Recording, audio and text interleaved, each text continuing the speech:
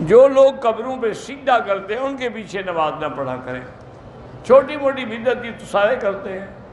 جو بچہ ماں کے پیٹ میں مر جائے نہ اس کے لیے غسل ہے نہ جنازہ ہے.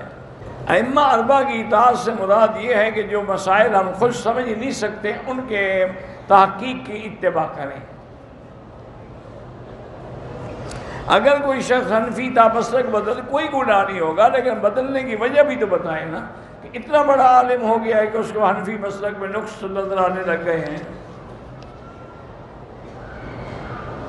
محرم رشتے جو محرم ہیں جیسے بیٹی ہے، بہن ہے، ماں ہے، ساس، یہ محرم ہے. نظر غیر محرم سے بچانا، سب سے محرم سے بھی بچانی ہے. عورت بھی مفتی کورس کرنا چاہے کر دے، اچھی بات ہے کہ عورتیں مسئلہ پوچھیں تو بتا سکیں.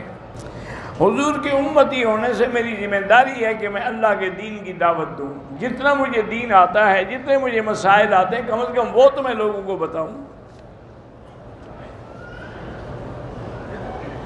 جو لوگ صحابہ کو برا بھلا کہتے ہیں ان کے ساتھ کبھی تعلق نہ رکھو.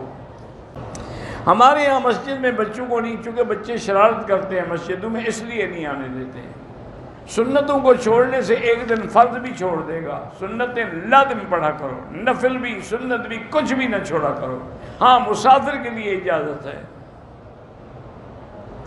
اگر نماز میں رکوع کے بعد کمر ٹھیک طرح سیدھی نہیں کرتے نماز نہیں ہوتی.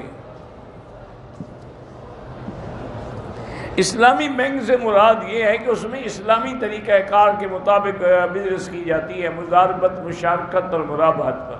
اگر کوئی عالم کہے کہ سنی کہتے ہیں شیعہ کافر ہے، شیعہ کہتے ہیں سنی کافر ہے، لیکن دیکھنا پڑے گا نا کہ دونوں کے کہنے میں سچا کون ہے.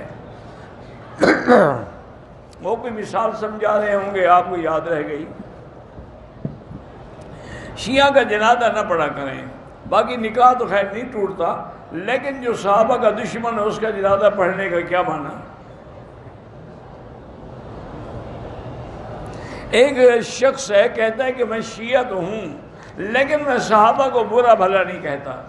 وہ ہمارے پپلی راجن ایک علاقہ ہے، اس میں ایک عالم تھے سید محمد علی شاہ صاحب، بہت بڑے عالم بھی تھے اور بڑے شیعہ کے خلاف مناظر بھی تھے اور بڑے بہادر آدمی تھے ماشاءاللہ. اللہ ان کی قبر پہ کروڑوں رحمتیں کرے.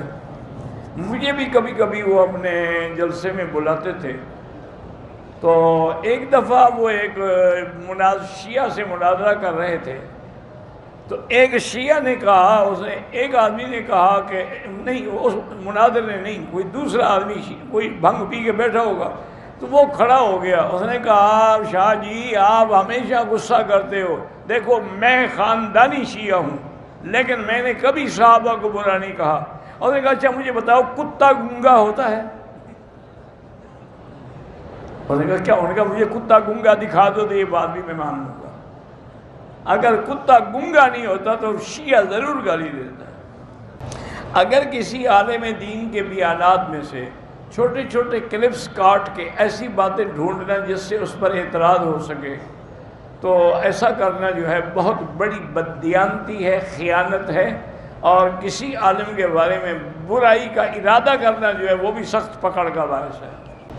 انجینئر محمد علی مرزا کہتا ہے کہ سنت نہ پڑھو تو وہ کوئی پاگل ہوگا اور کیا ہے. سنت نہیں پڑھیں گے تو حضور کا اتباع کیسے ہوگی؟ جنازے کے بعد دعا بدعت ہے، وہی جنازے والی دعا اصل ہے. سفر میں دو نمازیں اکٹھی ہو سکتی ہیں لیکن حنفی مسلک میں نہیں. حنفی کہتے ہیں اپنے اپنے وقت میں نماز پڑھو، اور اگر کوئی مجبوری ہو تو وہ کہتے ہیں پھر اس طرح جمع ہو سکتی ہیں کہ ظہر کو آخر وقت میں پڑھو اور عصر کو اول وقت میں پڑھو. ایک قانون ہے 4 شیڈول جس میں علماء پر نعوذ باللہ ظلم کیا جاتا ہے. اللہ بنانے والوں کو ہدایت دے کہ وہ ایسے ظالمانہ قانون نہ بنائیں. ڈاکوؤں کے لیے نہیں ہے، چوروں کے لیے نہیں ہے، بدماشوں کے لیے نہیں ہے، زانی کے لیے نہیں ہے، مولوی کے لیے ہے. انا للہ و انا الیہ راجعون.